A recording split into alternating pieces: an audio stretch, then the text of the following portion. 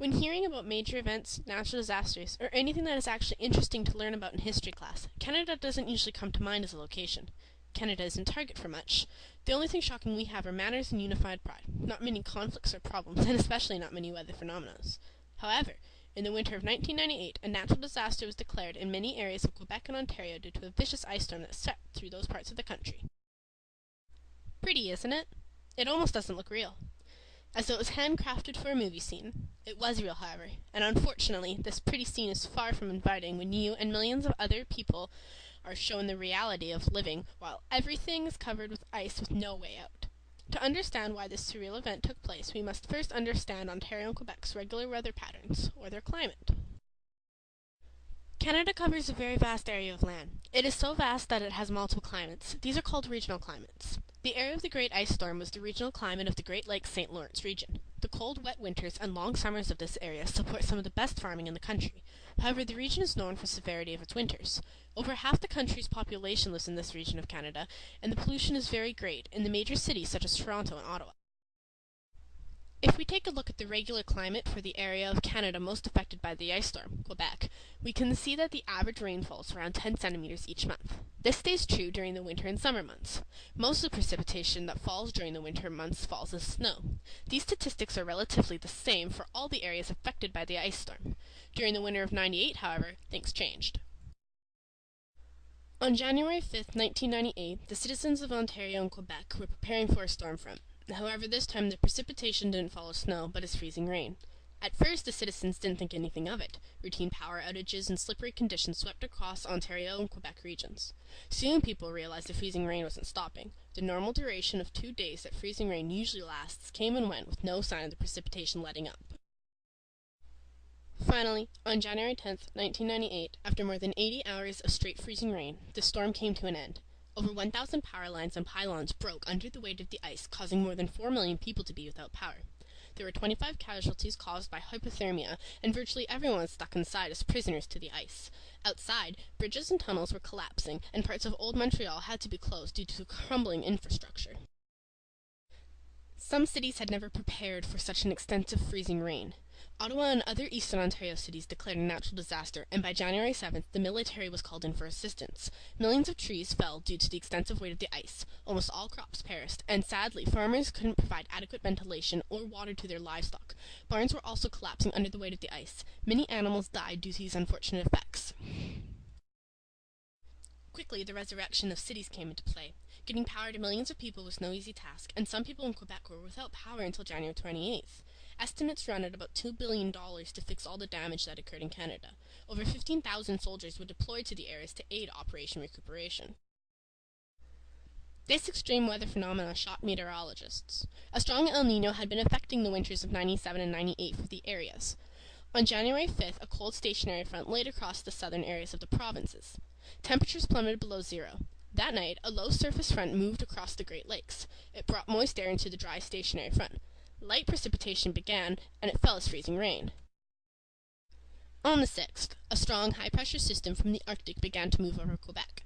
The pressure difference between the low over the Great Lakes and the high over Quebec caused a clockwise movement of air, basically stirring cold, dense air over the southern areas of the provinces. On January 7th, a high Arctic pressure over Quebec continued to build and spread towards Nova Scotia. This increased the flow of cold air into southeastern Canada. The low wet pressure system over the Great Lakes responsible for the precipitation originated from the Gulf of Mexico and was supplied by a jet stream. This continued to release freezing rain over the freezing areas. A low wet front from the Rockies has also made its way to all the action and accumulated with the front from the Gulf of Mexico. Together they caused the freezing rain to continue until January 9th. Perhaps I should take this time to address freezing rain. What causes it, and why doesn't precipitation fall as snow? Freezing rain is caused when warm, moist precipitation falls through a very thin, cold air mass directly below it. The air mass must be thin enough that the rain doesn't have time to freeze in the air. The water then freezes as it makes contact with the ground, causing a layer of ice. So really, it doesn't fall as frozen pellets, it falls as rain and lands as ice. The chances of this event, or even a similar one happening again, are slim to none. There were far too many extraordinary events happening all at once that accounted for such a rare phenomenon. El Niño, for instance, only occurs about once every 4 years. The jet stream containing the warm, moist air from the Gulf of Mexico doesn't always act in the same way. Also, the multiple cold and Arctic fronts rarely move in at the same time or from the same places. However, there is always a chance for history to repeat itself, especially when dealing with weather. The climate controls that could have influenced this weather include latitude, mountain barriers, continentality, pressure systems, and prevailing winds. The latitude of southeastern Ontario accounted for the Arctic pressure systems and the jet stream. The mountain barriers accounted for the front originating from the Rockies.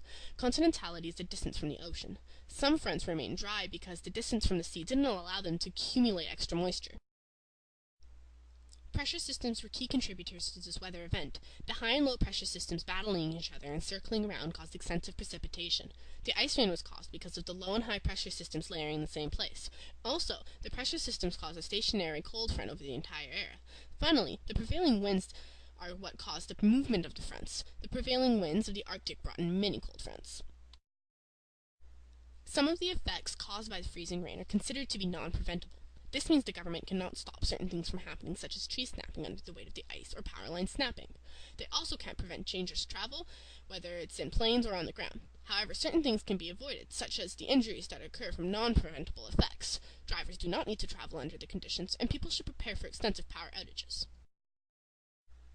A major problem during extensive power outages is carbon monoxide poisoning. This usually occurs when people do not properly ventilate their homes or misuse backup power systems. Gas stoves should never be used as a heat source, or gas grills, propane heaters, or portable generators should never be used inside.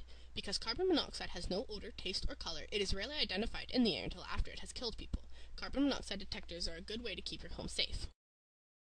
There are many ways to prepare for emergency weather conditions such as the Great Ice Storm in '98. Always keep non-perishable foods at hand, keep a full first aid kit, and make sure you have access to alternative heat sources. Have a landline, and if possible a cell phone charger that doesn't need to be plugged in. During a storm, always stay inside unless absolutely necessary.